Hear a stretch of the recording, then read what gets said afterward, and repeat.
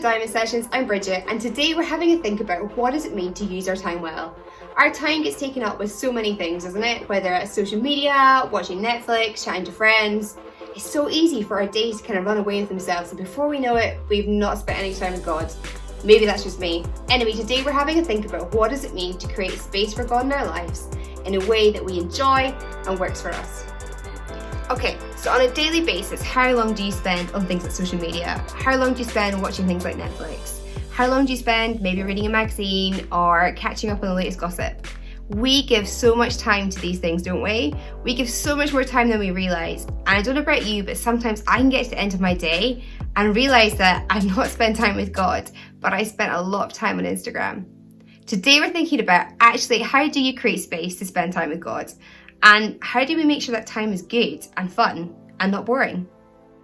What does it look like to swap this for this without it seeming like a chore, boring, or a task you just don't want to do? Today we're going to be thinking about how do we spend time with God in an engaging way. Okay, so when it comes to relationships, we all know they're really important, okay? A good friendship happens because I spend time with somebody, we chat, we talk, we laugh, we cry, we even maybe fall out and then make up. That's what we get to do when we make good friends with people, okay? And then that's how we get to know them because we spent time and we've had a good time. It's no different than God. With God, our relationship with Him grows and flourishes when we spend time with Him. And if we don't, it's just not going to work. We're not going to enjoy it and we're not going to get what it's all about.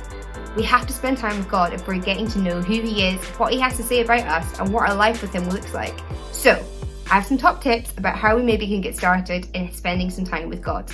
Some things that might help you do this are as follows. So, I would recommend that you get a printed version of the Bible. Okay, so this is my one here, nice and bright, love a red Bible. Do you know what? I often go to the Bible on my phone, and there's nothing wrong with that, but also my phone has Instagram, Facebook, other social media sites, and so I can be really tempted to switch it over to them. So the thing with this is if I read it out of here, then I can't switch over to Instagram, so it's really good to get yourself a hard copy too. Also, I would find yourself something you like writing in. So this is my journal today, love a bit of leopard print.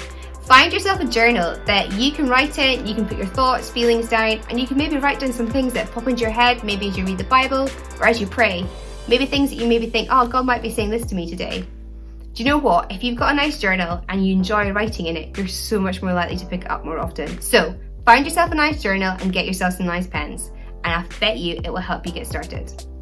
Okay, so my top tip, number 2, is make yourself comfortable. Find somewhere in the house that you enjoy sitting or lying in or just spending time in that you're not going to be interrupted. I live in a house that's super noisy. Find that space, even if that's quite hard. Choose a time of day that you're going to be uninterrupted. You can get comfy. And do you know what? Why don't you grab a drink?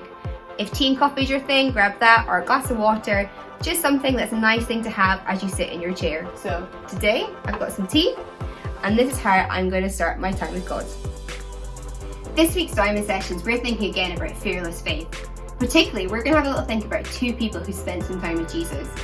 You've maybe heard of them before. They're called Mary and Martha. They were 2 sisters, and how they responded to spending time with Jesus was really different. Martha invites Jesus into her home, and she gets super stressed out about how things look. She's running around organising all the food and getting into everything, and she gets annoyed because her sister, Mary, just sits on the floor with Jesus and has a chat. And she goes up to Jesus and she says, "What's going on?" And this is his response. I'm going to read it from the Bible. I hope you're listening. This is how Jesus responds to Martha. He says this, "Martha, Martha," the Lord answered, "you are worried and upset about many things, but few things are needed, or indeed only one. Mary has chosen what is better, and it will not be taken away from her." Do you know what that means? It means that Jesus valued Mary spending time with Him and not running around doing stuff over Martha trying to organise her house, Martha making sure everything looked great, Martha making sure things were organised. And I don't know who you resonate more with. For me, I definitely resonate more with Martha. Like, I can get myself into such a stress about stuff. I can be running around and miss what's important right in front of me. This is what the message today about is. That actually we need to spend quality time with God. And if we're running around trying to sort everything else out first, then God becomes the last priority. We have to start with Jesus first And so that means we have to have a better attitude. We have to choose what Mary did as opposed to what Martha did. Okay, so how can we have more of a Mary attitude as opposed to a Martha attitude?